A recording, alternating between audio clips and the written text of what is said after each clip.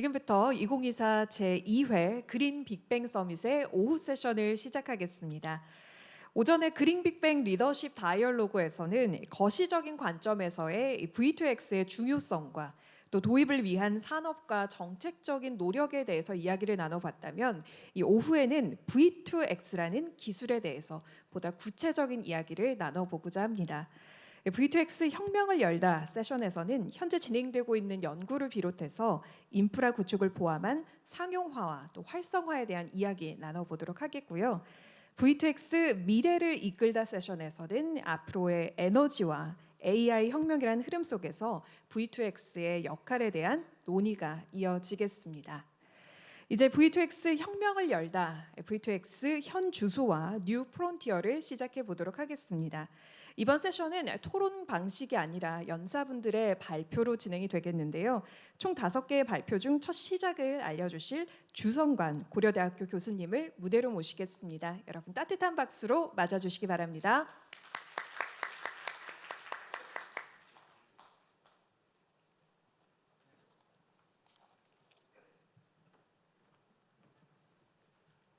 네, 반갑습니다. 네, 방금 소개받은 고려대학교 주성관입니다. 제가 화면이 안 보여가지고 어떻게 발표하나 좀 약간 순간적으로 당황했습니다. 네. 네, 제가 오늘 준비한 내용은 이제 전기차의 전력시장 참여 및 전력 개통에 미치는 영향입니다. 네.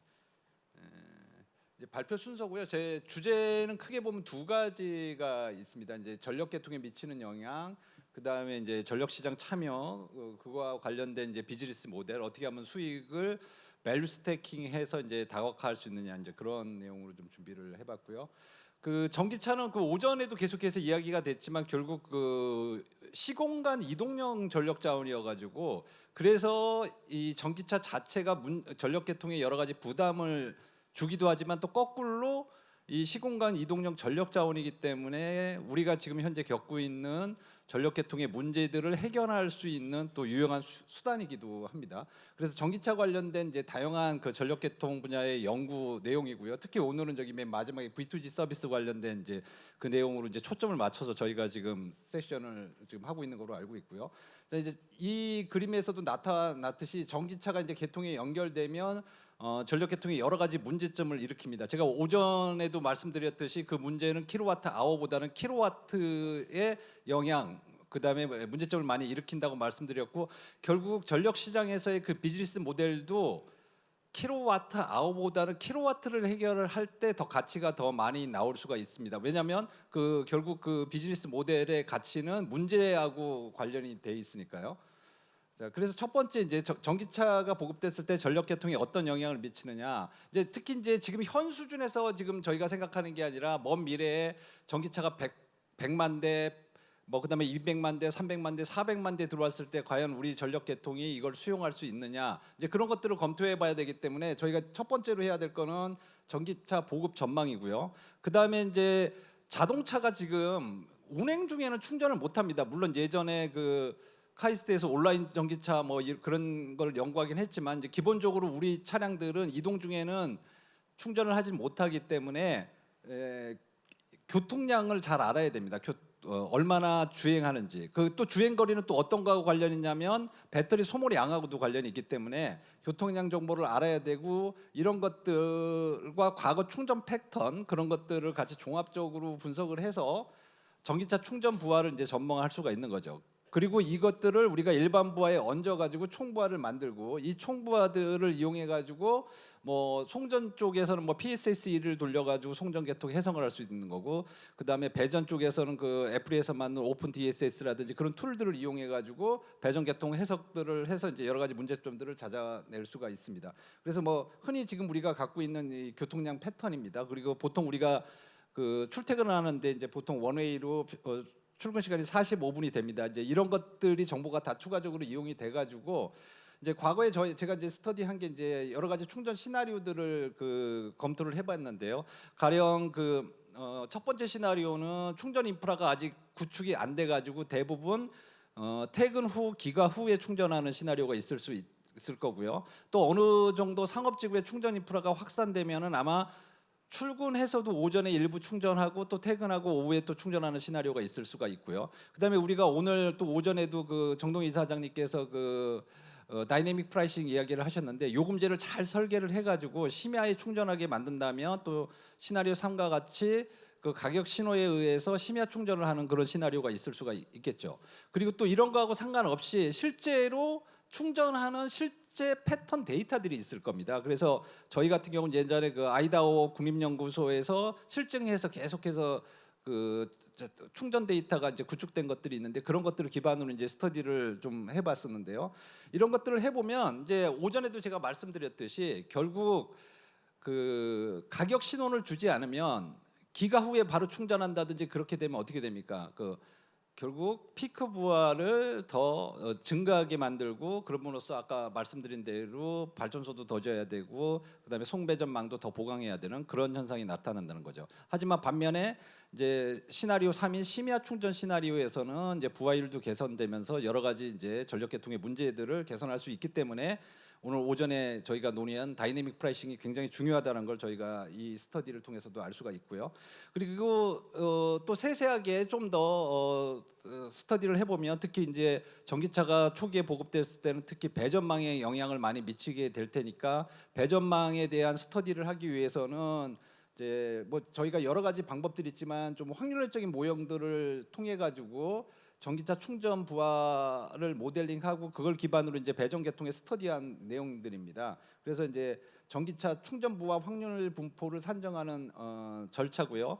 그리고 나서 이제 확률론적인 조류 계산들을 해가지고 이런 전기차의 충전 부하가 어떻게 배전 계통에 영향을 미치는지 그런 것들을 스터디를 해봤습니다. 그래서 주거구역, 근무구역으로 좀 나눠보고 전기차 특성들을 반영해가지고 충전 부하를 확률적으로 모델링을 하고 그래서 이제 충전 수요의 확률 분포도 만들고 또 이제 이런 것들을 확률적인 조류 계산을 통해 가지고 뭐 파워플로우를 풀어보고 전압도 확인해 보면 어떤 특정 모선에 이제 전압의 이상 전압을 만든다. 그렇게 되면 이제 전압 보상 설비에 추가적인 설치가 필요하다. 뭐 이런 것들을 저희가 스터디를 할 수가 있는 거죠.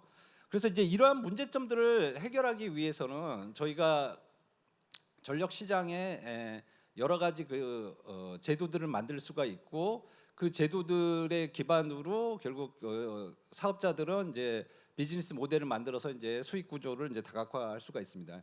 이제 그 대표적인 게 이제 오늘 지금 논의되고 있는 V2G가 되겠고 또 뭐 DR 뭐 이런 것들이 될 수가 있을 것 같습니다. 그래서 이 슬라이드는 뭐냐면 결국 그 전기차를 이용해 가지고 V2G가 그 도입되는 단계를 갖다가 설명하는 겁니다. 당연히 1단계에서는 이제 V2G 기능이 없는 거고요. 그다음에 2단계는 지금 오전에도 설명드린 일종의 그 스마트 충전인 V1G죠. 그 양방향 충방전이 아니라 그 충전 속도를 조절해 가지고 이제 참여하는 그런 형태가 될 테고 3단계는 V2G는 V2G인데 이번에는 보조 서비스입니다.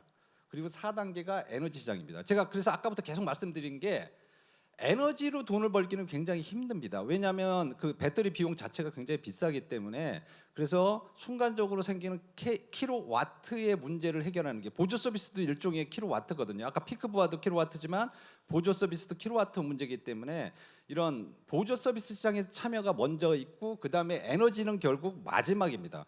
결국 그 좀 이따가도 제가 설명드리겠지만 도매 시장에 참여하는 모델이 있고 소매 시장이 있습니다. 소매는 결국 직접 전력 판매가 되겠죠. 판매한다는 건 에너지를 거래한다는 거거든요. 판매가 그렇게 수익이 나지가 않습니다. 그거는 결국 그 이 V2G의 마지막 단계에 가서 구현이 될 것 같습니다. 그리고 이제 방금 말씀드린 V1G부터 해가지고 V2G까지 하기 위해서 개통에 필요한 사항, 전력 그 역성 정보, 그다음에 단방향 보조 서비스가 되는 거, 양방향 보조 서비스가 되는 거 그런 부분들을 정리한 내용들이고요. 자, 그럼 지금부터는 이제 제가 설명드릴게 그 어떻게 전력 시장에 참여하고 수익 구조를 만들어가는지에 대한 설명을 드리도록 하겠습니다.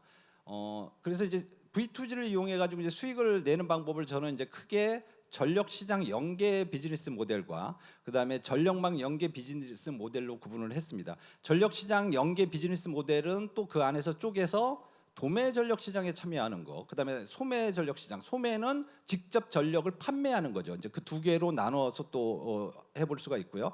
전력망 연계는 아까도 제가 말씀드렸듯이 전기차가 많이 보급되면 전력 계통에 문제가 일으키고 특히 송전망, 배전망, 특히 배전망에 문제가 일으키면 배전망을 보강해야 될 수도 있잖아요. 그리고 재생에너지를 지금 수용하기 위해서도 또 재생에너지가 지금 확대 보급 못 되는 큰 장애 요인 중에 하나도 망 문제인데, 오히려 그런 거꾸로 이 망 문제를 해결하면서 또 수익을 얻는 방법, 소위 말해서 그 NWA라고 말하는 그런 그 전력망 연계를 통한 또 추가 수익을 얻는 방법에 대해서 이제 설명을 드리도록 하겠습니다.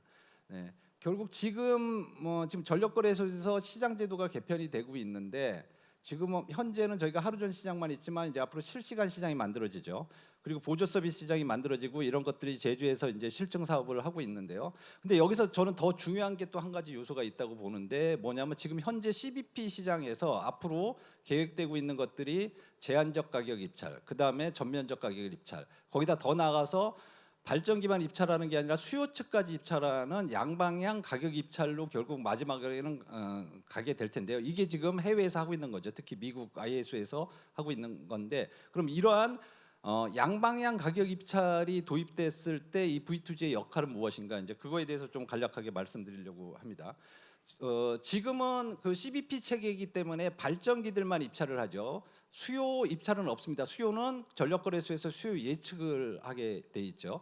그리고 발전기들은 가격 입찰을 하는 게 아니라 물량만 입찰하죠. 그리고 가격은 비용평가위원회에서 결정해 주는데, 이제 앞으로는 이제 이게 좀 진화가 돼가지고 발전기도 제한적으로 가격 입찰을 하게 하고, 그러니까 비용평가에서 정해준 그 가격에서 밴드를 플러스 마이너스 5%라든지 플러스 마이너스 10% 내에서 입찰을 허용하게 되고, 그러고 나서 이제 궁극적으로는 전면적 가격 입찰로 갈 텐데, 근데 문제점은 뭐냐면 발전기들한테 전면적 가격 입찰을 허용하게 되면 발전사들은 결국 그 전략적 입찰을 하게 됩니다. 그러면 도매 전력 시장 가격이 올라갈 가능성이 있습니다. 그리고 게이밍을 할 수 있는 그런 가능성이 있죠.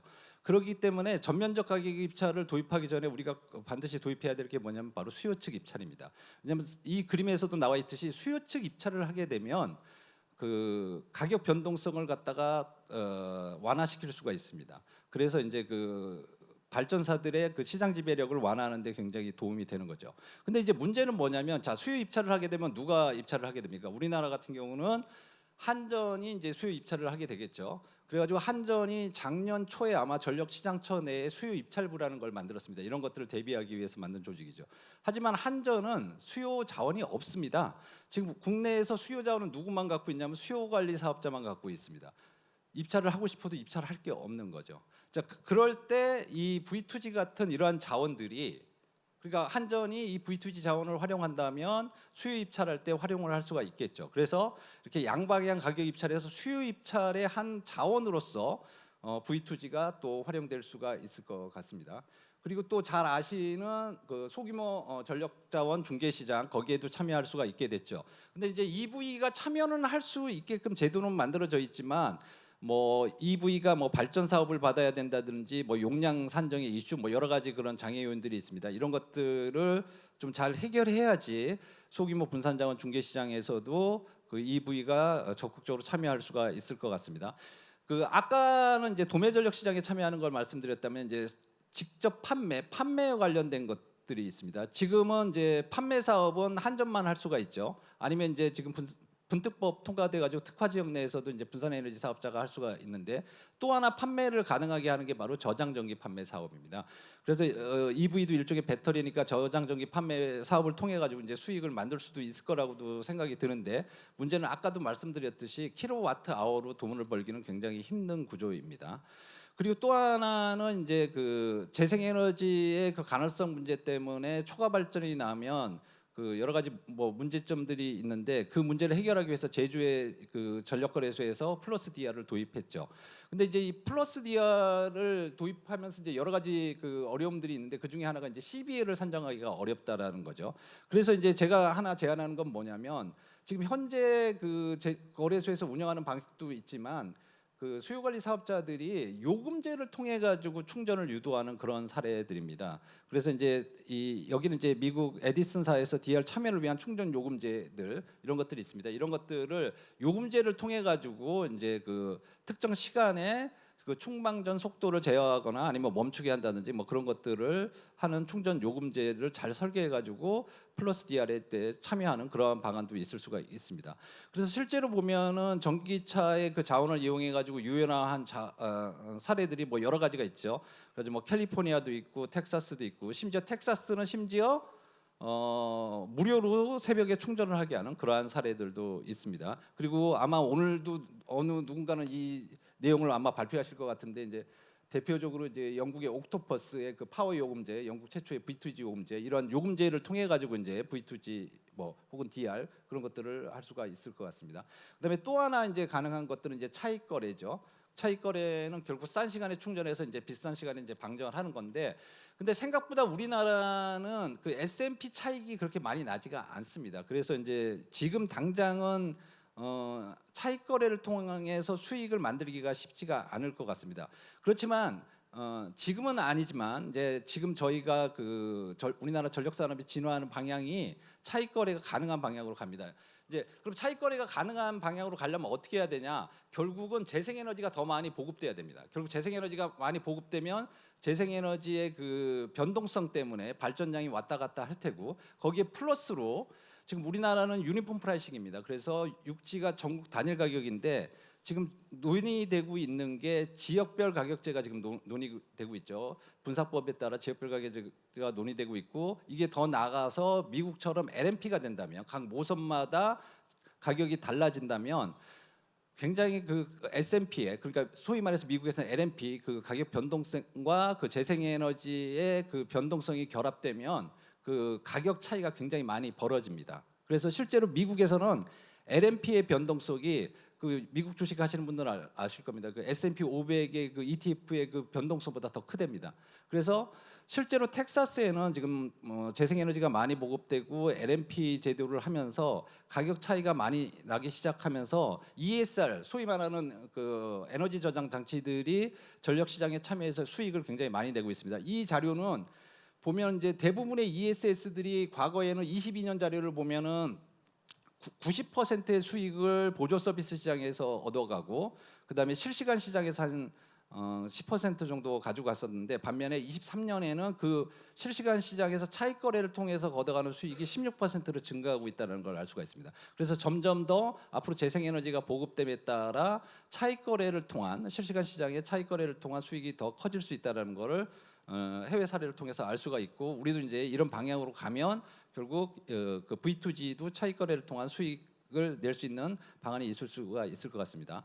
그리고 또 하나 이 데이터가 보여주는 건 뭐냐면, 지금 이제 보통 사람들이 생각하는 게 우리가 에너지 저장 장치나 뭐 V2G가 있으면 1년 내내 돈을 버는 줄 알고 있는데 실제 그렇지 않다라는 거죠. 이 그래프가 보여주는 건 뭐냐면, 이 에너지 저장 장치가 그 평균적으로 1월 1일부터 해가지고 12월 30일까지 돈을 버는 걸 갖다가 이제 그래프로 보여주는 건데, 결국 보면 대부분의 수입은 상위 20일 동안 발생한다는 건 아는 겁니다. 그러니까 무슨 말이냐면 뭐 수요가 갑자기 튀어 올라간다든지, 그리고 예비력이 쇼티지가 난다든지 뭐 그럴 때 그 20일 동안 대부분의 수익을 회수해 간다는 거죠. 1년 365일 내내 이렇게 균등하게 가져가는 게 아니라. 그래서 그러한 그 수급이 안 좋은 상황에서 결국 이러한 그 에너지 저장 장치의 가치가 이제 나오는 건 알 수가 있습니다. 지금까지는 제가 이제 전력 시장 연계 관련된 비즈니스 모델을 말씀드렸다면, 지금부터는 전력 계통과 연계된 비즈니스 모델을 설명드리도록 하겠습니다. 이 난와이어 얼터너티브라고 그래가지고 비증설 대안이라고 말하는 이 NWA 기술은 이 분산 자원을 이용해 가지고 망건설을 대체하거나 지원하는 기술들입니다. 그래서 이 V2G도 이 NWA의 그 망건설을 대체하거나 지원하는 기술로 활용할 수가 있습니다. 가령 예를 들면 배전망에서는 뭐 통상 우리가 10메가와트까지 그 재생에너지를 수용할 수가 있는데, 플러스 DR을 이용해 가지고 추가로 2메가와트를 갖다가 더 수용한다면 망건설을 더 해야 될 거를 덜 하게 된 거잖아요. 그렇게 되면 이제 거기서 이제 가치가 나오는 거죠. 그래서 미국 같은 경우는 이 에너지 저장 장치를 트랜스미션 에셋 혹은 뭐 디스트리뷰션 에셋이라고 부르면서 그 가치를 인정해 줍니다. 그러면서 망요금을 지불하는 그러한 사례들도 있습니다. 그리고 또 캘리포니아와 뉴욕 같은 경우는 NWA를 법제화해가지고 강제화했죠. 그래서 법적으로 강제화를 하든지 그래가지고 아니면 NWA가 기존 망 대비해가지고 경제성이 있으면 NWA를 먼저 하게끔 하고 있습니다. 그렇게 하면 그 NWA를 한 그런 유틸리티에 대해서는 그 전기 요금에 반영한다든지 아니면은 그 기금을 통해 가지고 인센티브를 통해 가지고 이제 보전을 하게 됩니다. 그런 것들이 이제 국내에도 제도화 된다면 EV를 이용한 플러스 DR 기반의 NWA도 이제 추가적인 수익을 얻을 수가 있을 것 같습니다. 제가 뭐 지금까지 뭐 다양한 이야기들을 많이 했는데요. 이제 마지막 한 마디만 말씀드리려고 합니다. 결국 그 V2G의 그 사업 모델은 결국 다양화해서 밸류 스태킹해서 수익 구조를 다각화해서 이제 수익을 극대화해야 되는데요.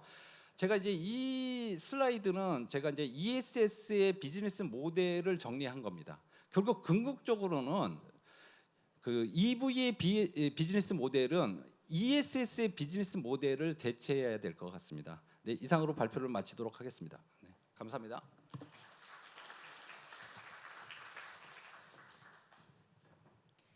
네, 고려대학교 주성관 교수님께서 전기차 충전 수요 모델링과 전력개통 시장에 미치는 영향에 대해서 발표를 해주셨습니다.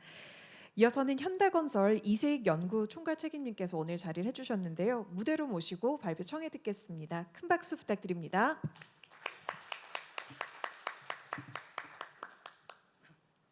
예, 안녕하십니까. SDV 연계 V2G 기술을 활용한 대규모 전기차 수요 저하나 기술 및 서비스 생태계 구축 연구 총괄 책임을 맡고 있는 현대건설의 이세익입니다. 이게 뭐 아시는 분은 다 아시는데 저희 컨소시엄 멤버는 다 아시는데 저희 그 연구 과제 그 입찰할 때 발표 자료의 첫 번째 페이지입니다. 네, 사실 제가 오늘 발표할 내용은 이 V2G의 가능성을 어떻게 현실화시킬 것인가, 이를 위해서 얼마나 많은 대규모의 인프라를 구축해서 얼마나 다양한 사업 모델을 이제 실증할 것인가를 좀 유스케이스를 통해 좀 발표할 예정입니다. 그에 앞서서 저희 과제를 좀 간단히 소개시켜 드리고자 합니다. 일단 뭐 아시겠지만은 오늘 되게 얘기가 많이 나왔습니다. SDV와 V2G라는 얘기가 좀 많이 나왔고요. 일단은 전기차는 뭐 분명히 모빌리티라는 특성, 일단 이동 수단이라는 최우선의 가치가 있지만은 SDV를 통해서 다양한 목적을 가진 이제 소프트웨어를 통해 진화하는 차, 그리고 여기에 V2G를 붙이겠다라고 하는 부분들까지 앞에서도 저희 김동욱 부사장님이 좀 설명도 해주셨고요. 근데 어쨌거나 이 V2G라고 하는 가능성에 대해서는 오늘 아침에 다들 많이 들으셨겠지만은 이게 현실화하기 위해서는 우선 기술 아까 된다고 그러셨습니다. 그리고 제도 필요하다고 그러셨거든요. 그리고 마지막 정점이 하나가 필요합니다. 그거는 믿을만하고 신뢰할 만한 사업자, V2G 사업자 또는 VPP 사업자라고 저는 생각을 합니다.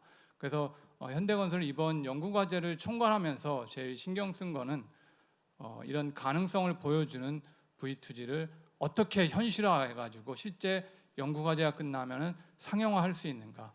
그래서 저희는 이쪽에 되게 좀 고민을 좀 많이 했습니다. 뭐 여러 가지 그 V2G와 관련된 이해관계, 그 다음에 뭐 이런 그 서비스 기술들은 되게 많이 나오고 있습니다. 저희 뭐 과제는 솔직히 말씀드리면 4년간 하는 과제로서 다양한 또 되게 많은 목표를, 핵심 목표들도 가지고 있습니다.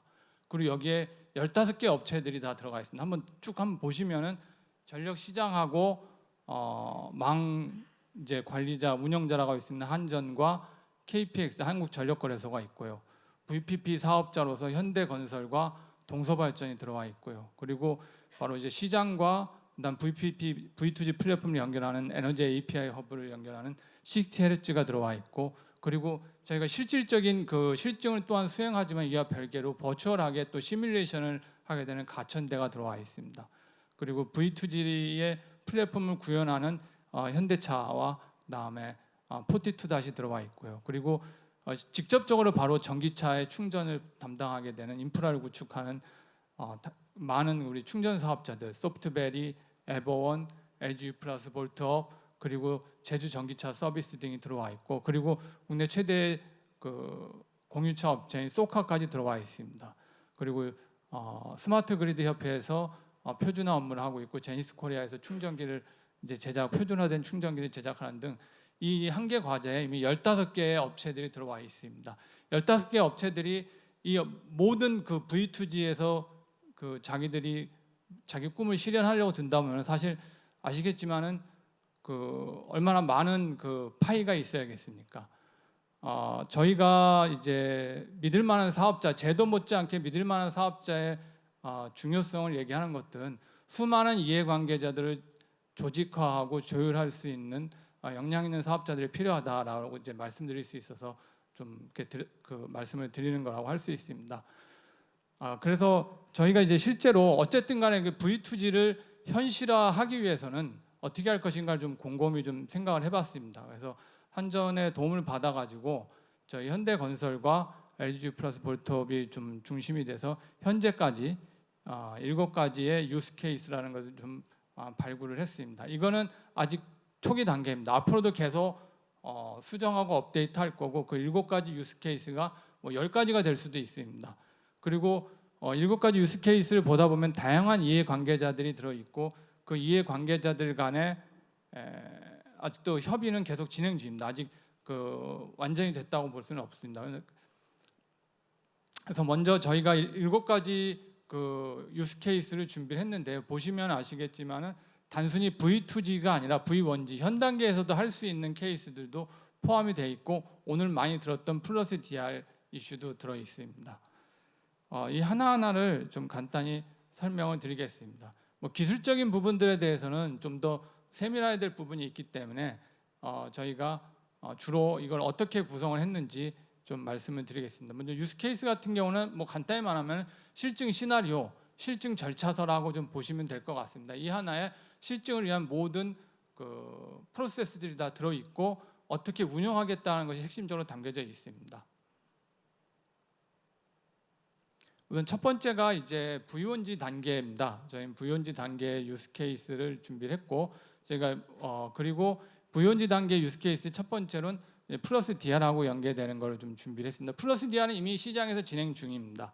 근데 저희가 제시하는 그 플러스 DR과 연계되는 그 유스 케이스는 현재 제도와는 다르게 VPP 사업자라고 하는 새로운 민간 사업자를 중간에 끼고 하는 겁니다. 기존의 플러스 DR이 이제 그 전력거래소 중심으로 이제 플러스 DR을 하지만은 출력 제어와는 완전히 그러니까 좀 분리가 되어 있는 구조입니다. 재생에너지 발전소하고는 좀 구분이 되어 있다고 그러니까 좀 떨어져 있고 분리되어 있는 구조들입니다. 알아서 들어가는 구조, 좀 이게 서로 따로따로 명령을 받습니다. 그렇지만은 저희가 이제 믿을 만한 이제 VPP 사업자를 통해서 VPP 사업자가 재생에너지 발전소와 전기차의 수요를 직접적으로 한번 관리를 해보겠다라고 하는 것들이 이번 그 첫 번째 유스 케이스의 이제 목적이 되겠습니다. 그러면 이 유스 케이스를 저희는 어디서 실시를 할 거냐? 아무래도 플러스 DR이 실시되는 재생에너지의 공급량이 좀 많아가지고 이 초과 공급을 좀 수요를 통해서 해결할 수 있는 지역이 좀 필요하다고 봤고, 그 지역으로 제주, 그다음 호남 지역의 나주, 광주를 봤습니다. 뭐 제주 지역은 뭐 이미 플러스 DR이 실행되고 있고 수많은 그 재생에너지 공급이 가장 활성화되고 있기 때문에 가장 뭐 유력한 시장이고요. 나주를 특히 좀 꼽은 데는 저희 컨소시엄에도 들어와 있고, 그리고 바로 망과 그 전력 시장의 관리자인 KPX 한국전력거래소와 한전이 좀 들어가 있는 데가 또 나주입니다. 그래서 이들과의 협조를 통해서 좀 필요하다고 저희가 좀 생각해서 이제 준비를 한 겁니다. 저희가 유스 케이스를 그 준비하면서 느낀 건데요. 절대적으로 저희 컨소시엄 자체만으로 사실 되지는 않습니다. 제가 여기 앞에서 조금 보면은 유스 케이스 중에 협력 외부라고 써는 부분이 좀 있습니다. 플러스 DR 과제를 유스 케이스로 활용할 때는 외부에 재생에너지 발전소도 있어야 되고, 무엇보다 지자체와 렌터카 업체의 협조도 절대적으로 필요합니다. 그런 면에서 이제 제주도나 나주 쪽은 저희가 좀 지자체 협조를 좀 받을 걸 좀 기대를 하고 있고요. 앞으로 좀 지자체 쪽으로 좀 더 접촉을 할 예정입니다.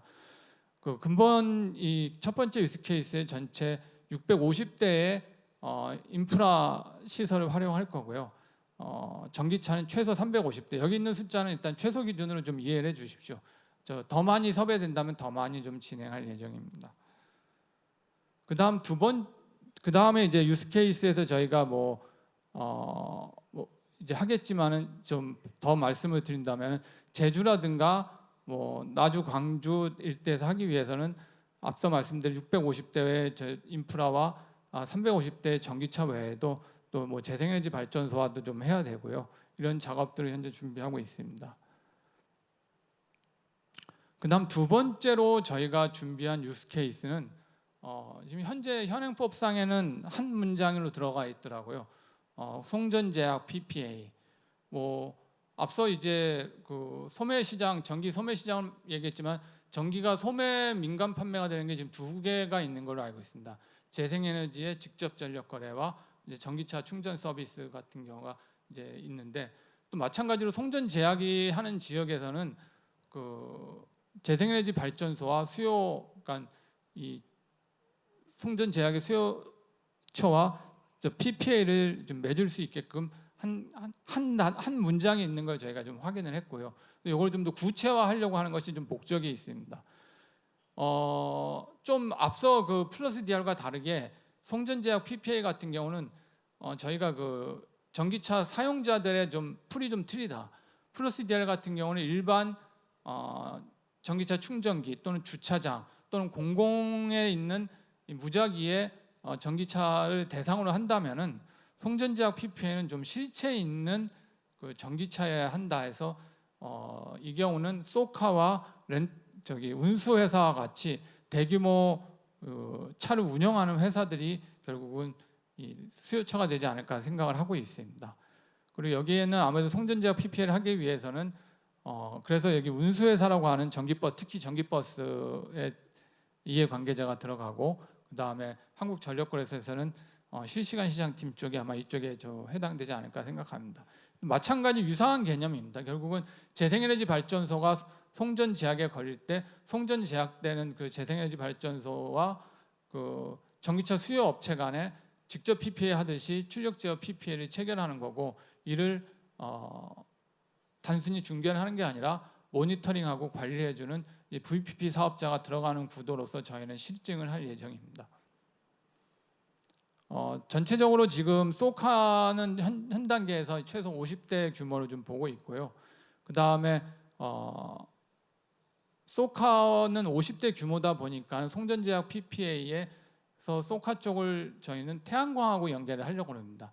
태양광 발전소는 현재 저희 컨소시엄 멤버에 들어있는 동서발전 측의 협조를 좀 구할 계획에 있습니다.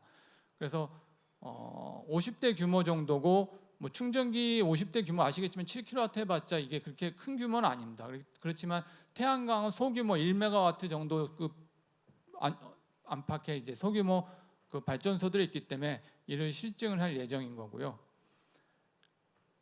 근데 이제 단지 태양광만을 저희가 실증을 하기 위해서 이 사업에 들어온 건 아니고, 저희는 해상 풍력 또는 풍력 사업을 좀 실증을 하려고 합니다. 근데 풍력 사업을 실증하려다 보면 역시 메가와트 스케일의 전기차 수요가 필요합니다. 그래서 저희가 이제 생각을 하게 된 거고요. 바로 이제 전기버스들입니다. 아무래도 전기버스들이 있는 곳에 있는 주차장들은 메가와트급 스케일이기 때문에요. 풍력 발전기를 이제 출력 제어가 발생을 했을 때 이를 연계해 가지고 PPA를 할 수 있다, 이렇게 좀 생각을 한 거고, 현재 이에 대한 협력으로서 전기 버스 업체 몇 군데 좀 타진하고 있습니다. 그리고 풍력 발전소는 제주도 내 모 풍력 발전소하고 좀 일단 협의를 하고 있고요. 뭐 가능하다면 뭐 제주도라든가 이쪽에 좀 더 지원을 받고 싶은 입장입니다. 다음은 저희가 이제 세 번째로 이제 제시하는 거는 이제 앞서 V2X 에브리띵 중에 하나인 건물, 빌딩과 연결되는 V2B라고 할 수 있습니다.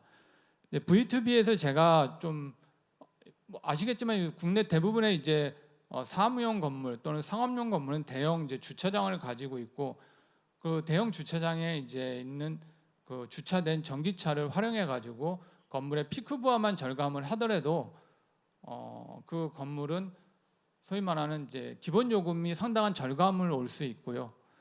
또한 여기서 더 나아가서 그 건물들이 태양광 설비들이 갖춰져 있다면은 또 그 태양광 설비를 통해서 추가적이고 부가적인 이득을 얻을 수가 있습니다. 소위 전기차에 충전되는 전기가 태양광으로 많이 입증이 된다면은 그 인증 체계만 갖춰진다면은 한편으로는 이 탄소 배출이 안 된 차가 됐기 때문에 스콥 3상의 탄소 배출권에 대한 또 이 이득을 또 볼 수가 있습니다.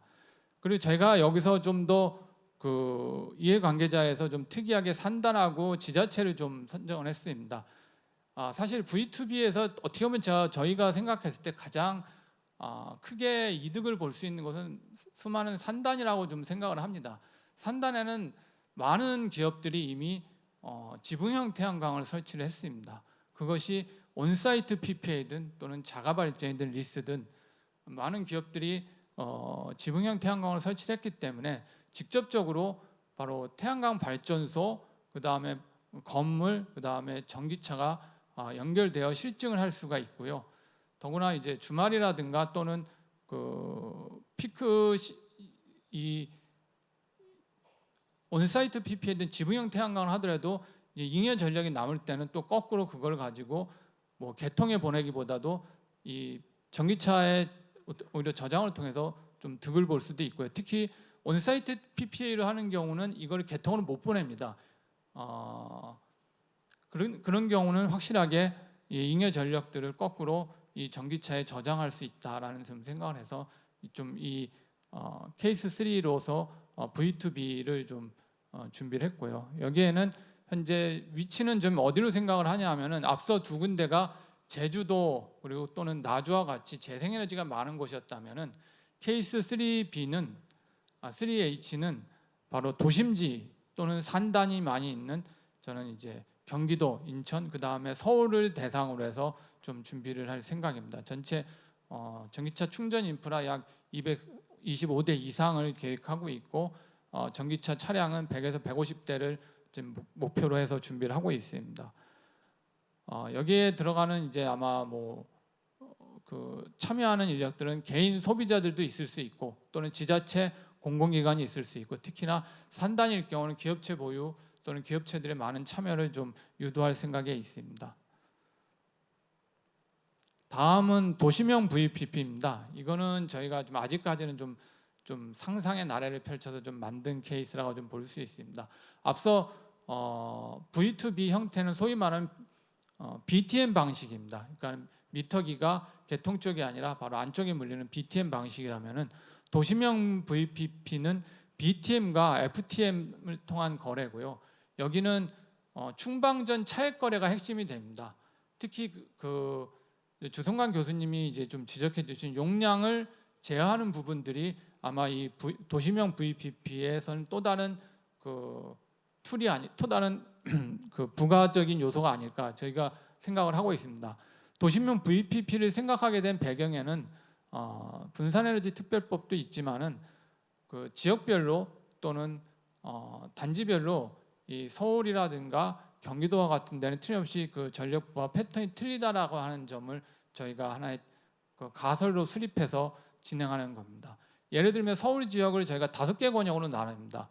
동북, 서북, 중부, 그 다음에 저 서남, 그다음 동남권이 되고요. 대체로 동북권이라고 하든가 서북권이 은평, 노도강이라고 하는 지역일 때는 8시 오전 8시 이후는 전부 이 중부권 그 종로 또는 저기 강남 일대로 출퇴근을 하십니다. 다시 말하면 거주지가 뚜렷이 거주지와 일하는 데가 좀 분리되고요. 중부권이라고 하는 강남, 종로, 중구, 용산 이런 일대는 또 특이하게도 아침 8시부터 저녁 끝까지 계속 에너지만 소비하는 지역이 될 겁니다. 이제 그렇게 되다 보면은 각 지역 권역별로 피크 부하가 서로 차이가 있기 때문에 이 점을 활용해서 차액 거래를 한다라는 것이 이제 첫 번째가 좀 된 거고요. 그 다음에 단순히 이제 지역별뿐만 아니라 수도권 지역에 이제 전력난 문제가 앞으로 나오게 되면서 계속 그 차액 거래를 통해서 그 피크 부하를 좀 감당을 해야 되지 않겠느냐 이런 생각을 하게 돼서 이 도시명 VPP의 핵심 지역은 서울, 경기, 인천으로 잡았습니다. 그래서 서울, 경기, 인천에 일단은 저희가 V2G 인프라로 약 700대의 충방전기를 세우고 차량은 최소 250대 이상을 모집해서 좀 하겠다고 좀 계획을 하고 있는 겁니다. 이 사업도 결국은 도시명 VPP 사업자가 핵심이 될 것으로 저희는 그렇게 이 과제를 좀 준비를 하고 있습니다. 그 다음에 이제 5번째로 저희가 이제 계획하고 있는 거는 재생에너지하고 바로 결합되는 겁니다. 그냥 뭐 이 사업은 제주도가 주요 타겟이 될 수 있을 거고요. 그래서 이제 이해관계자로 이제 보시면은 제주도 제주에너지공사 또는 제주도 내에 있는 많은 그 발전 사업자와 현대차 제주 시범 사업까지 저희는 그 외부 이해관계자로 정의를 해가지고 좀 협력을 구축하려고 합니다. 일단은 재생에너지의 변동성을 좀 컨트롤한다라는 의미로 전력이 남을 때 저장하고 전력이 부족할 때 뭐 방전하고, 그 다음에 재생에너지 변동성이 저희 예측이 좀 벗어날 때 풍력 발전, 특히 풍력 발전 같은 경우는 예측이 많이 어렵습니다. 어려울 때 보조 자원으로서 ESS가 들어가기가 이제 투자 비용이 높다면은 보조 자원으로서 집합 자원으로의 그 전기차들이 ESS 기능을 대체해 가지고 이 전력 시장에 참여하는 모델이 될 것 같습니다. 이 모델은 철저히 이제 도매 시장 모델이 될 거고요. 앞서 핵심적으로는 재생에너지의 변동성을 보조해주는 보조 자원으로서 저희가 실증을 준비를 하고 있습니다. 그래서 지금 현재는 그 AC V2G 충방전기 약 500기하고요. 그다음 소카하고 제주 전기차 서비스를 통한 한 250에서 300대 전기차를 대상으로 실증을 준비할 예정입니다. 그 다음에 이제 저희 그 같은 컨소시엄 파트너사인 LG 플러스 볼트업에서 이제 준비한 겁니다. LG 플러스 볼트업에서 첫 번째 이 유스 케이스로 제시해 준 거는 역시 V2B LG 각 계열사의 그 주차장에 주차되어 있는 차량, 임직원 차량으로 결국은 V2B 소비를 최적화한다. 그리고 재생에너지가 결합된다면 똑같이 재생에너지를 활용해 가지고 저장해서 그 전력의 유연성 자원으로 활용한다라고 좀 생각을 하고 있습니다. 현재 약 전국의 10개 사이트에 LG 전체 63개 계열사의 10개 사이트를 대상으로 충방전기 200대와 그 다음에 전기차 300대를 대상으로 저희가 그 사업을 준비할 예정입니다. 그럼 이게 앞서 말씀드렸던 그 저희하고 좀 차이가 뭐냐면은 일단 현대건설도 V2B를 계획하고 있는데 현대건설은 어떻게 보면은 VPP 사업자, 전기 판매 사업자로서 이게 들어가는 개념인데요. LG 같은 경우는 저희하고 이 좀 프로세스가 좀 틀리게 충전 사업자이기도 하면서 동시에 VPP 사업자를 지향하고 있습니다. 그래서 충전 사업자 중심의 하나의 그 V2B 사업으로 특히 LG 계열사를 활용한 케이스라고 볼 수 있습니다.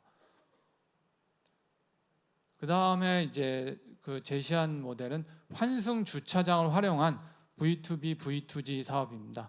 역시 지하철역 또는 기차역 등 수도권 교통 허브에 환승 주차장에 이제 차를 대놓고 또 이동해서 출퇴근하시는 분들이 많다라고 지금 여러분도 아실 거고 많이 느끼실 수 있을 겁니다. 그래서 특히 이 환승 주차장의 좀 장점, 근무 시간 내에 다 그냥 여기 이제 대기하고 있기 때문에 어떤 전기차의 잦은 이동에 따른 변동성을 오히려 낮출 수 있다는 장점이 있고요. 또 LG U 플러스 볼트업이 그 카카오 모빌리티와 같이 투자한 기업으로서 카카오 측에서 운영하는 또 주차장도 많이 있기 때문에 시너지도 많이 낼 수 있는 이제 실증이라고 할 수 있습니다. 아무래도 이 환승 주차장의 V2B, V2G 모델은 수도권 지역에 역시 중심으로 좀 돼 있을 거라고 좀 보고 있고요. 그리고 전체 죄송합니다. 여기에서는 우선 1차적으로 그 전기차에 저장된 에너지를 건물에 또는 그 플러스 DR 등으로 활용을 하고, 그리고 그 남는 전력은 개통으로도 이제 판매하겠다라고 하는 그런 계획을 가지고 있습니다. 전체 전국에 한 10개, 그러니까 서울 경기 지역에 제가 알기로 10개 정도의 그 환승 주차장을 대상으로 해가지고 약 200대 정도의 충전기와 약 300대 정도의 전기차를 대상으로 추진하고 있습니다. 이상으로 저희가 7가지 형태의 유스 케이스를 좀 말씀드렸습니다. 기존에 이제 플러스 DR 얘기도 많이 나오시고, 그리고 뭐 여러 얘기들이 좀 나오고 있는데, 저희들은 이거를 좀 더 기존 방식과는 좀 다르게 좀 해보려고 하는 겁니다. 그 핵심적인 기존 방식과 다르게 하겠다라고 하는 의미는 에너지 신사업으로서 새로운 경제의 부가가치를 창출하기 위해서 VPP 사업자 중심으로 한번 실증을 좀 진행을 할 계획이고요. 이 실증을 통해 가지고 V2G 비즈니스 모델을 좀 성공적으로 개발을 해가지고 이것이 좀 상용화할 수 있도록 해보겠습니다. 이상 발표를 마치겠습니다. 네, 고맙습니다. 이렇게 두 번째 발표 함께 하셨는데요. V2G 접근 방법과 활용 사례 등 V2X 기술이 실질적으로 상용화되기 위한 이 활용 사례와 접근 방법, 그리고 앞으로 우리가 풀어나갈 도전 과제들에 대해서 설명해 주셨습니다. 자, 이어서는 네 번째 연사가 되겠습니다. 한국전력공사 전력연구원 박기준 수석연구원님께서 자리를 해주셨는데요. 전력계통 안정화를 위한 AC V2G 인프라 구축과 사업 활성화 방안에 대해서 발표 들려주시겠습니다. 여러분 큰 박수로 맞아주시기 바랍니다.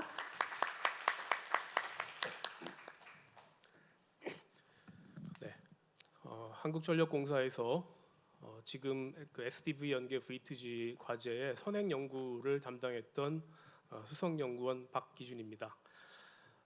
오늘은 저희가 지금 겪고 있는 어려운 점, 그리고 앞으로 있을 것 같은 전력 시스템의 어려운 점에 대해서 간단하게 말씀드리고, 저희가 한 5년 전부터 선행 연구에서 했던 경험에 대해서 소개를 드리고, 그리고 좀 더 구체적으로 앞서 이야기하셨던 유즈 케이스라든가 아니면은 지금 개발하고 계시는 플랫폼이 좀 잘 돌아가려면은 어떤 일들을 지금 우리가 바꿔야 되는지에 대해서 소개를 드리겠습니다. 10차 전력수급 기본 계획은 2023년 1월달에 발표됐고, 지금 11차 전력수급 기본 계획이 준비 중에 있습니다. 여기 나와 있는 숫자하고 크게 바뀌지 않을 것으로 지금 11차 계획도 예상되고 있는데요. 이 그림에서 중요한 것은 재생 발전기가 굉장히 많이 늘어날 것이다라는 것입니다. 다른 이야기를 바꾸면은 토요일이나 일요일처럼 부하가 작은 때, 전기를 적게 쓰는 날에는 앞서서 오전에 전력거래소 이사장님하고 주 교수님께서 말씀하셨던 것처럼 기저발전인 원자력 발전소하고 넘쳐나는 태양광 때문에 주체를 못할 일이 이제 자주 벌어진다는 것이죠. 그래서 10차 계획, 11차 계획에서는 여러 가지 그 백업 자원, 양수 발전소 같은 거, 뭐 ESS, V2G 이런 유연성 자원을 여러 가지로 다각도로 고려하고 있습니다. 제주도에서는 벌써 한 5, 6년 전부터 이런 덕 커브가 생겨가지고 낮에 태양광 발전이 많이 나와가지고 그 넘쳐나는 발전력을 감당하지 못해서 요즘 커테일을 1년에 수백 번 하고 있는 실정입니다. 요즘은 덕 커브가 아니고 캐년 커브라고 부르죠. 아주 깊숙이 내려온다 그래가지고요. 저희 회사는 요즘 굉장히 어려움이 많습니다. 송전선로가 적기에 발전소 건설과 같이 지어져야 되는데 그걸 짓지 못해가지고 발전 제약, 그러니까 발전소를 져놓고서도 그걸 돌리질 못하고 있습니다. 그런 일이 있고 개통이 불안정해지고 어디서 고장이 나면 어떻게 될지 모르는 그런 걱정이 많이 있고요. 또 그것 때문에 오늘도 많이 이야기했던 보조 서비스, 전력 시스템의 보조 서비스, 그러니까 킬로와트를 내는 이런 보조 서비스에 대해서 여러 가지 고민을 하고 있어가지고 수조 원을 들여가지고 첫 번째 줄에 있는 것처럼 개통 안정화형 ESS 건설을 지금 하고 있습니다. 올해 약 1기가와트 정도 건설해가지고 지금 운전을 지금 시작을 하고 있고요. 저희 회사에서는 고객 참여 부하 차단 제도라 그래가지고 주파수가 59.5Hz 밑으로 떨어지면은 부하를 차단해가지고 개통을 안정화하는 일을 지금 하고 있습니다. 굉장히 단가가 세죠. 킬로와트당 98,000원을 주고 있습니다. 그리고 전력거래소에서는 주파수 DR, Fast DR이라는 것을 몇 년 전부터 시범 사업을 하다가 이제는 고정적으로 운영해서 1단계 59.85Hz, 2단계 59.65Hz가 되면은 부하 차단하는 이런 보조 서비스도 운영을 하고 있습니다. 전기차 충전은 아침에다 말씀하신 것처럼 그냥 꽂아 놓으면은 쭉 배터리가 충전돼서 100%찰 때까지 충전을 하다가 그게 V1G라는 충전 속도 또는 껐다 켰다는 제어를 하다가 충전 또는 방전을 제어하는 V2G로 지금 나아가고 있고, 영국, 캘리포니아 같은 데서는 통신이 돼서 제어가 되는 충전기만을 앞으로 팔아라 이렇게 법제화하기도 했습니다. V2G 방식은 크게 두 가지가 있어요.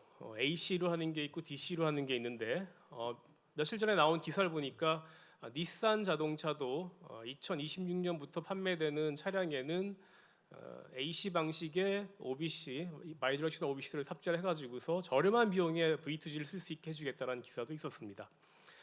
저희는 AC 방식을 선호합니다. 왜냐하면은 인프라 구축 비용이 작기 때문입니다.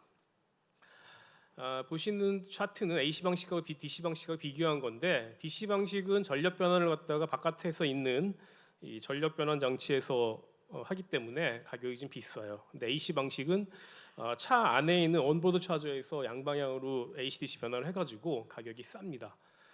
AC 방식은 기존 AC 충전기하고 거의 가격 차이가 없습니다. 모뎀이 하나 추가되는데 그 추가 비용이 요즘 한 15만 원 정도밖에 안 된다고 합니다. DC 방식은 적어도 한 500~600만 원 정도는 들여야 되기 때문에 AC 방식을 선호하고 있고요.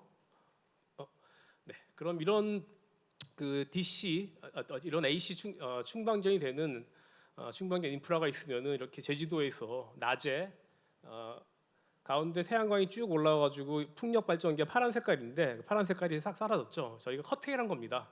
왜냐하면은 저기에 있는 이 태양광 발전소는 지붕 위에 있는 태양광이라서 저희가 제어를 못하는 것들이에요. 그런 것들이 쭉 올라왔을 때 커테일되는 풍력 발전을 낮에 충전했다가 밤에 방전할 수 있는 이러한 그 V2G 시스템으로 ESS 대용으로 버추얼 ESS로 사용을 할 수 있죠.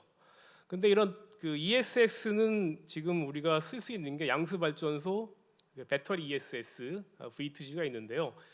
이 차트를 보시면은 여기 가운데 건설 기간도 있고 뭐 쭉 비용도 있는데 비용은 한 10분의 1 수준이면 되고요. V2G를 갖다 버추얼 ESS를 이용하면은 건설 기간도 한 달이면은 아무데나 다 우리가 220V가 들어오는 데만 들어오기만 하면은 전기차 충전기 5kW짜리나 10kW를 달 수 있어가지고 굉장히 유연하고 편리한 자원으로 활용할 수 있습니다.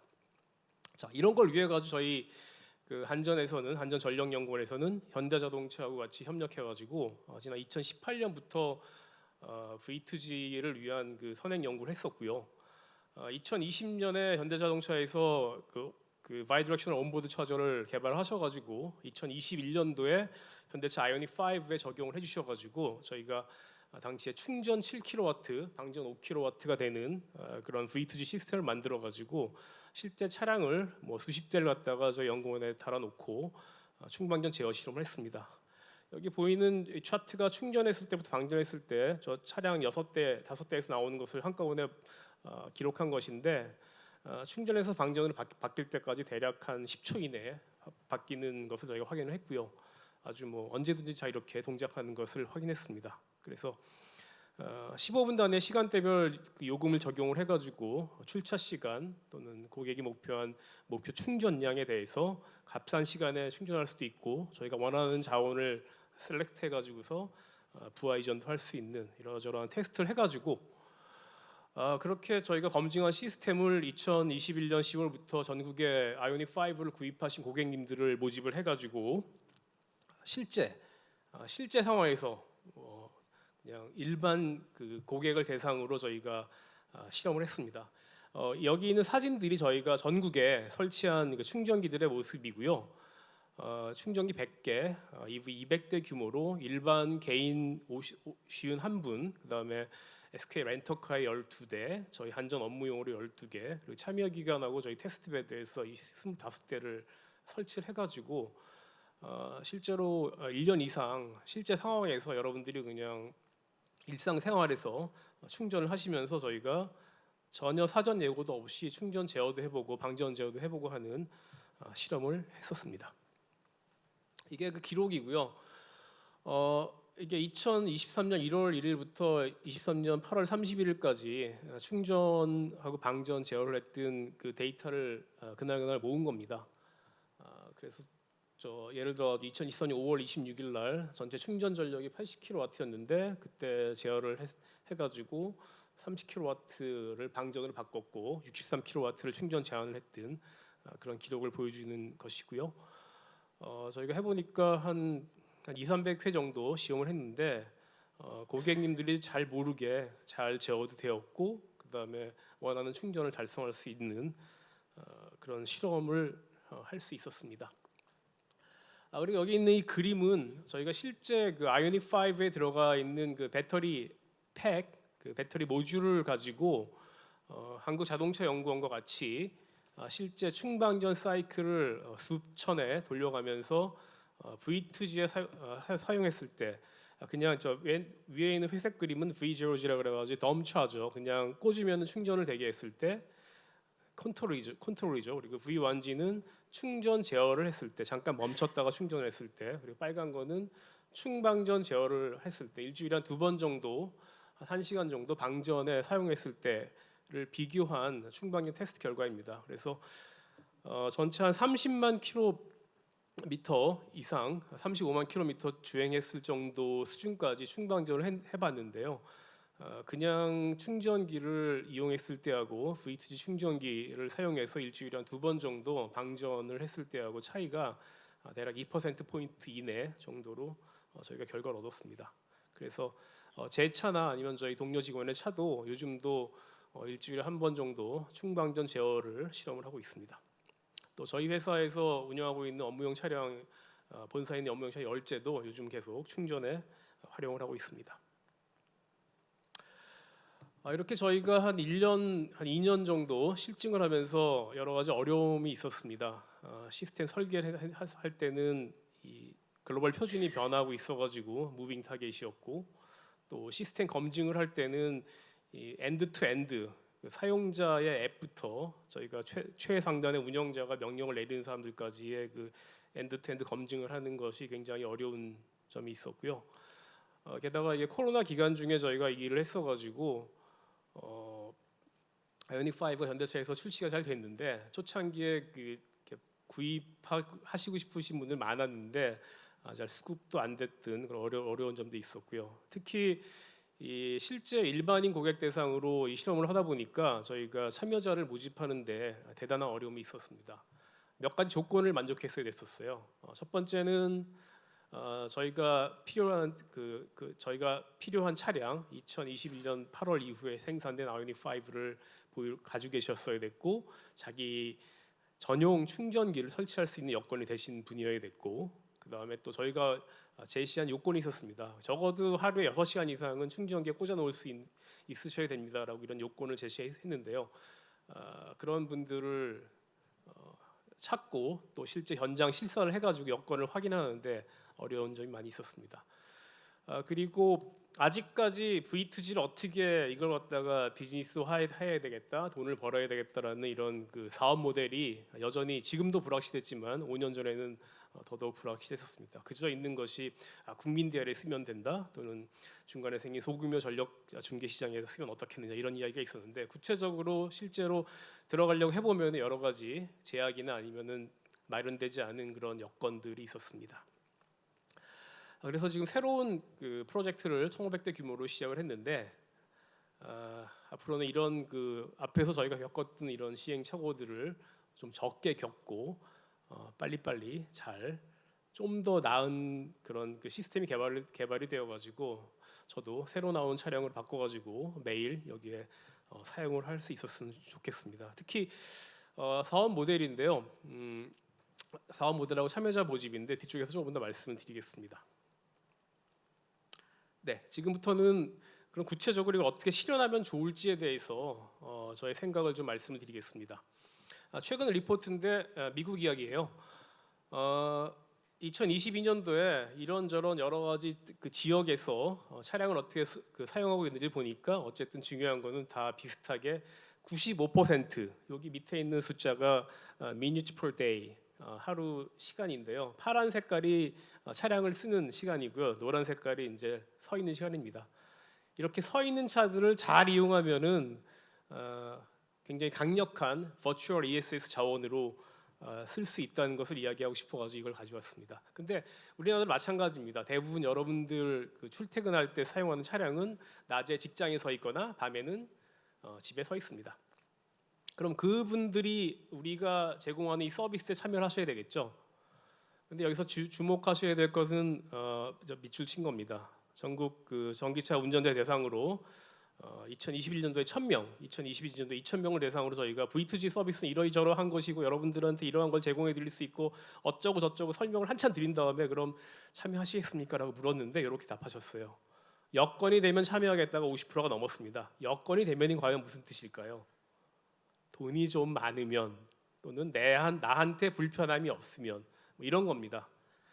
그래서 우리가 시범 사업을 하거나 이걸 실증을 하거나 할 때는 내가 사용하는 차가 내가 이용할 때 불편함이 없고 그래도 적절한 수준의 보상을 해줘야지 참여할 수 있을 것 같아요. 그래서 앞으로 시범 사업을 하고 실증을 할 때는 저희가 좀 더 고객 중심으로 생각을 해가지고 V2G 자원화 가치가 큰 그런 개소에다가 충방견 인프라를 구축했으면 좋겠습니다.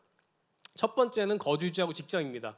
낮에, 밤에 오랫동안 차가 서 있는 자리에다가 우리는 충전기를 달아줘야 됩니다. 네, 전국에 아파트 주차장이 1,000만 면이 있습니다. 두 번째는 앞서 유지 케이스에서도 말씀을 하셨는데요. 장기 주차장인 것 같아요. 대표적인 데가 역 근처에 있는 환승 주차장, 공항에 있는 이 주차장들입니다. 서울에 26개에서 6,500면이 있고 부산에 5,000면, 뭐 등등등등. 전국 대도시에는 이런 환승 주차장이 있습니다. 여기에다가 부분 공용 주차장, 부분 그 공용으로 V2G 충전기 설치하고 이 환승 주차장을 자주 이용하시는 분들의 차량을 V2G 차량을 바꾸고 이용하실 수 있게 하면 참 좋겠습니다. 그냥 안 되죠. 적당히 보조금을 좀 드려야지 우리가 십시일반 해가지고 우리가 낸 세금을 모아가지고 이분들한테 좀 도움을 드려야 될 것 같습니다. 그래서 두 가지입니다. 정부에서는 지금 화재 때문에 지금부터 보급하는 충전기는 스마트 제어형 충전기, 소위 말하는 화재 예방용 충전기를 보급한다고 하고 있습니다. 근데 그 충전기는 V2 충전기와 구조는 같습니다. 소프트웨어만 조금 다릅니다.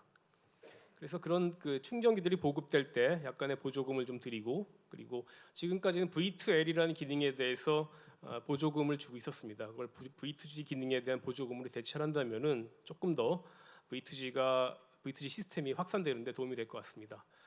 돈이 돼야죠, 근데요. 누구한테? 저한테요. 여기 있는 그림은 뭐냐면 2022년도에 제주 지역의 S&P를 제가 그린 겁니다. 빨간 색깔이 가격이 비쌀 때고 파란 색깔이 가격이 쌀 때예요. 최소 8원, 최대 528원, 평균 251원이었습니다. 2022년도입니다. 간단하죠? 파란 색깔일 때 충전했다 빨간 색깔일 때 방전하면 되죠. 하루에 200원, 킬로와트아워당 200원씩 벌 수 있습니다. 네. 근데 고객이 힘들면 안 돼요. 뭔지 모르겠지만 꽂아놓으면 알아서 그냥 하면 좋습니다. AI가 요즘은 해줄 수 있습니다. 네. EV를 충전기에 연결하면 알아서 적당히 충전도 해주고 적당히 돈도 벌어주고 하면 됩니다.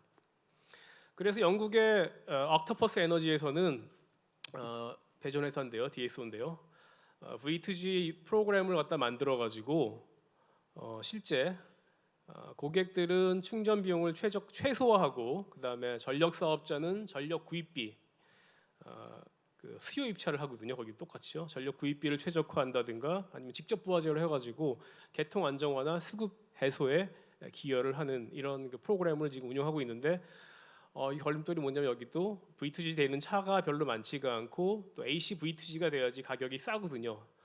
돈이 많이 든답니다. 그 인프라스트럭처를 만드는데요. 한 1,000만 원 든다고 합니다.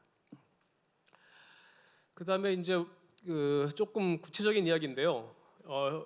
많은 분들이 이런 이야기 하십니다. 우리 집에 있는 태양광 발전기 5kW짜리 태양광 발전기에서 나오는 깨끗한 전기로 CO2 안 나온 전기로 내 차를 충전해 가지고 쓰면 안 되느냐? 네, 안 됩니다. 요즘은 왜 안 되냐면은 우리 집에 보면은 저렇게 그 미터가 여기 보면 이렇게 세 개가 달려 있습니다. 맨 위에 있는 게 태양광용, 우리 집용, 충전용 이렇게 다 세 개가 달려 있어요. 왜 그러냐면 대한민국은 용도별 요금제를 쓰고 있기 때문입니다. 태양광 발전에서 나오는 전기는 우리 집 전기요금의 상계를 해가지고 킬로와트아워당 300원을 받을 수 있거나 아니면 PPA를 해가지고서 킬로와트아워당 180원을 받을 수 있습니다. 전기차 충전 요금은 뒤에 말씀드리겠는데 TOU라서 쌀 때는 한 100원밖에 안 돼요.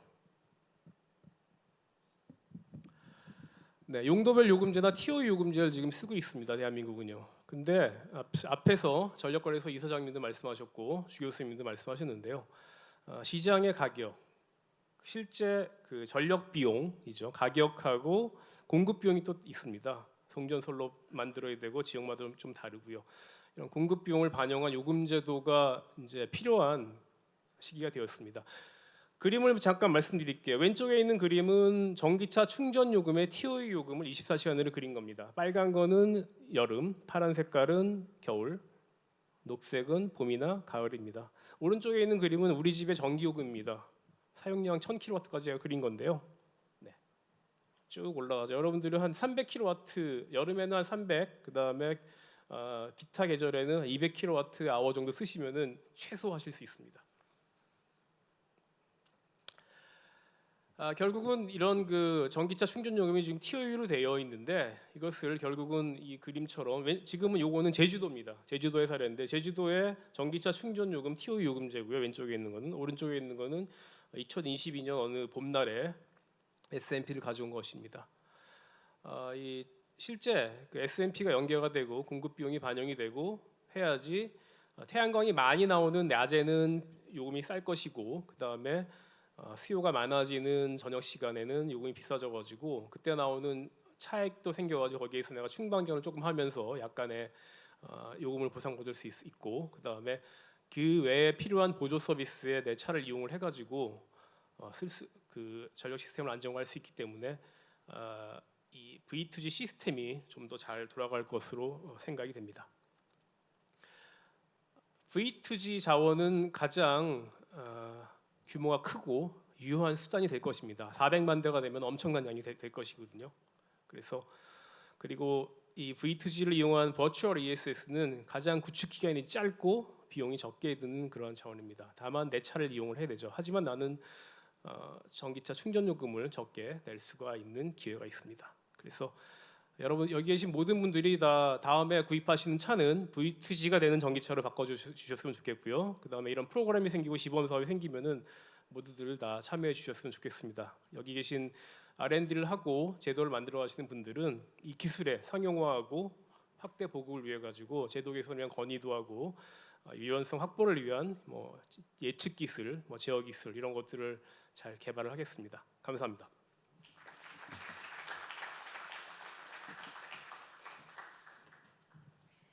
네, 고맙습니다. 전력 개통 안정화를 위한 B2G 인프라 구축 필요성에 대해서 발표를 통해 짚어주셨습니다. 자, 이어서는 이번 세션의 마지막 발표가 되겠는데요.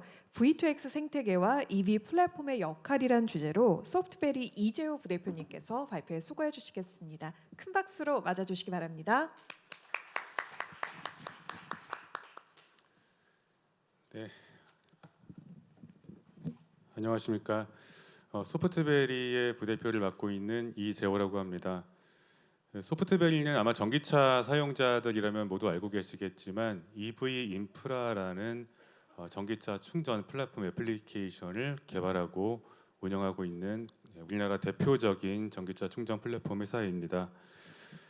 그런데 사실 제가 이 소프트베리에 입사한 게 이제 보름밖에 되지 않았어요.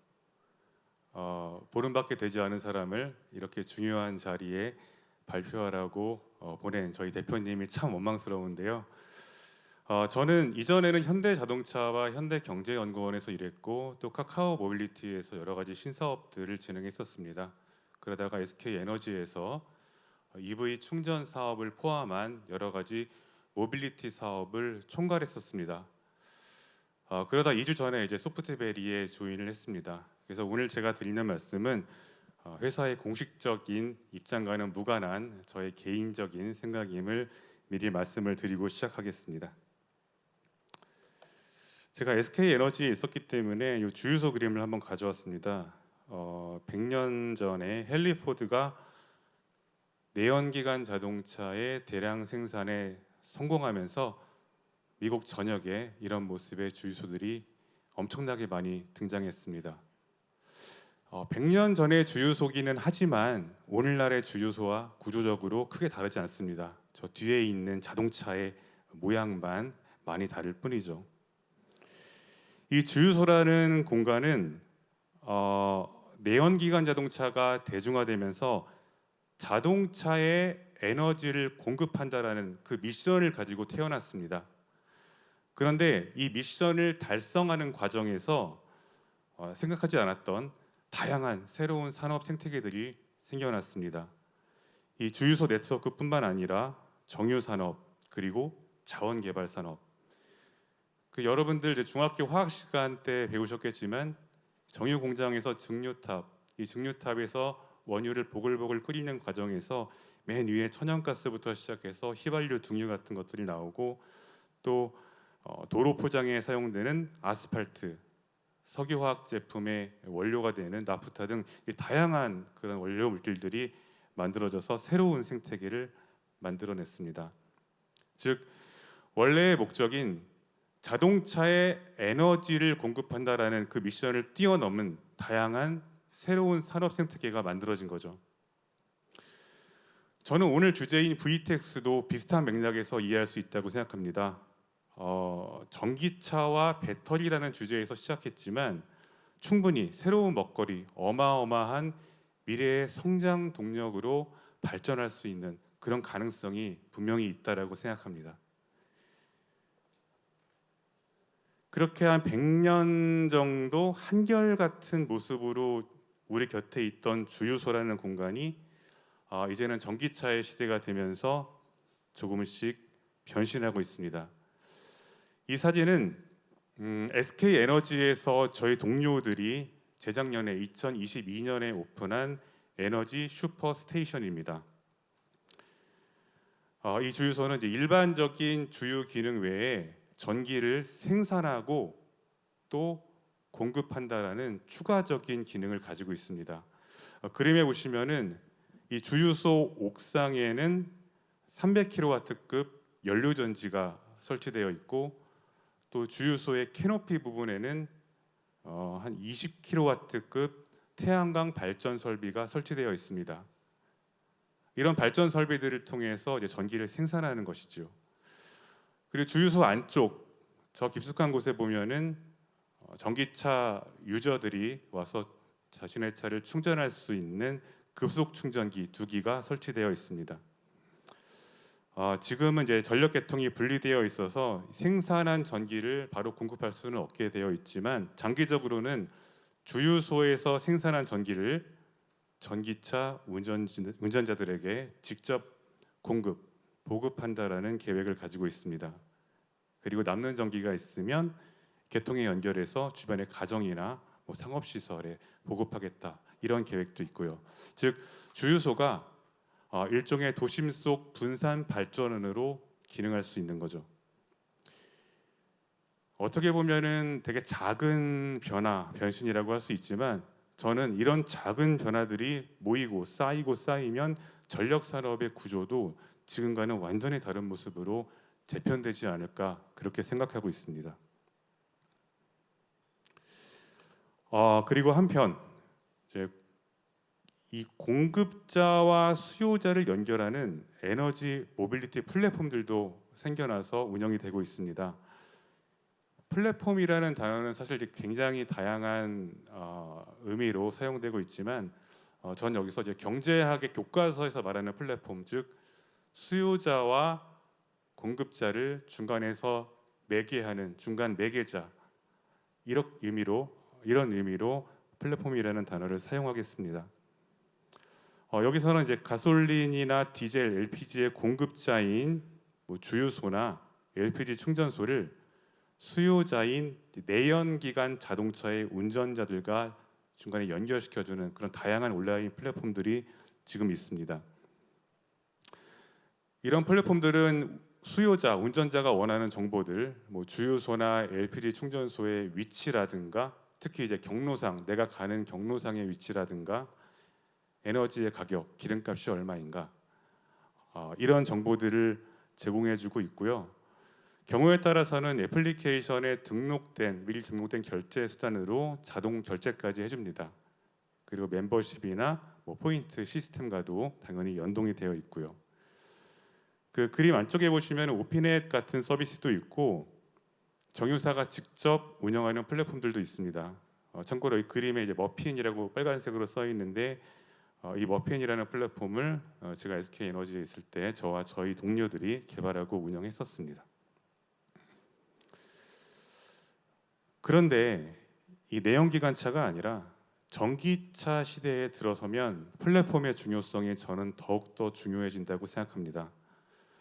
주유소만 해도 대부분 큰 길가에 위치해 있고 운전하면서 운전자가 육안으로 주유소가 있구나 발견하고 확인하는 것이 크게 어렵지 않은데요. 전기차 충전소 같은 경우에는 뭐 이면도로에 있거나 골목길에 있거나 건물 내부에 있는 경우도 있기 때문에 플랫폼이 그 정확한 위치 정보를 알려줄 필요가 있습니다. 여기에 더해서 충전기의 뭐 종류라든가 내가 충전기를 지금 사용 가능한지, 고장인지 아닌지, 대기자가 많은지 적은지의 이런 정보까지도 플랫폼이 알려줄 필요가 있습니다. 그리고 전기의 가격. 전기라는 것은 단일한, 균일한 상품인데 같은 상품을 어떻게 하면 더 싸게 살 수 있는가? 이런 정보들을 사용자들은 원하고 있습니다. 그림에 보시면 저희 소프트베리가 제공하는 EV 인프라라는 애플리케이션도 있고요. 그 외에도 뭐 일렉베리나 모충 같은 플랫폼도 있고 최근에는 이제 CPO 사업자들이 직접 운영하는 플랫폼들도 그 가입자를 많이 확보하고 있습니다. 저는 이제 오늘 이야기 나누는 V2X라는 개념이 사업적 혹은 상업적으로 성공을 거두려면은 VTX가 가능한 뭐 자동차나 충방전기를 개발하고 또 VTX와 연계한 뭐 VPP 시스템 구성하고 전기 가격이나 수요를 예측하고 다 중요합니다.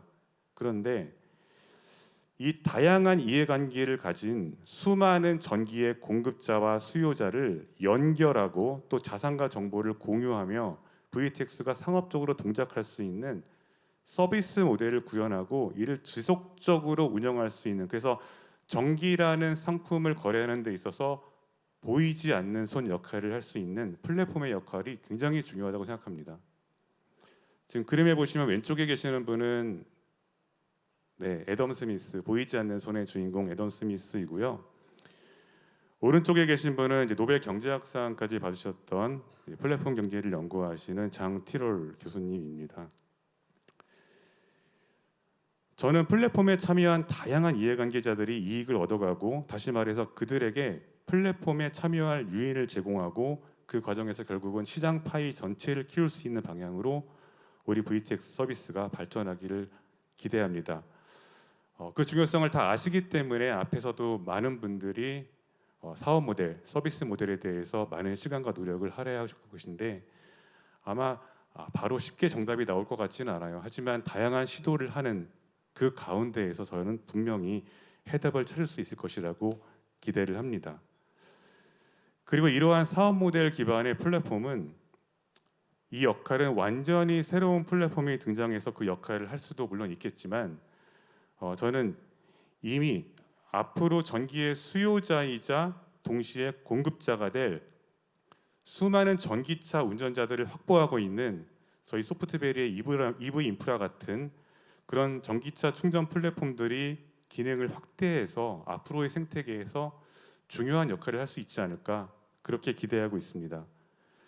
전기차를 보유한 뭐 개인이나 아니면 뭐 플릿, 대규모 차량을 보유한 플릿들, 그리고 VTX 시대에 전기를 공급받기를 원하는 다양한 수요차, 나아가 전기의 생산자까지 이 모두를 아우르는 생태계가 보이지 않는 손 기반으로 만들어지고 여기서 플랫폼이 핵심적 역할을 할 수 있지 않을까 그렇게 기대하고 있습니다.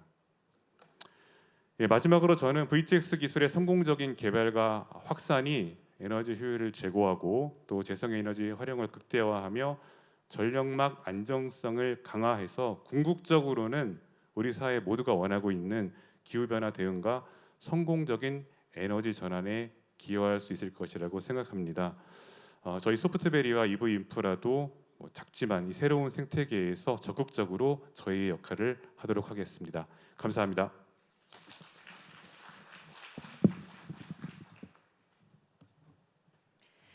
네, V2X 생태계와 EV 플랫폼의 역할이란 주제로 소프트베리 이재호 부대표님 발표 함께 하셨고요. 이렇게 5분의 발표 모두 청해 들어보셨습니다.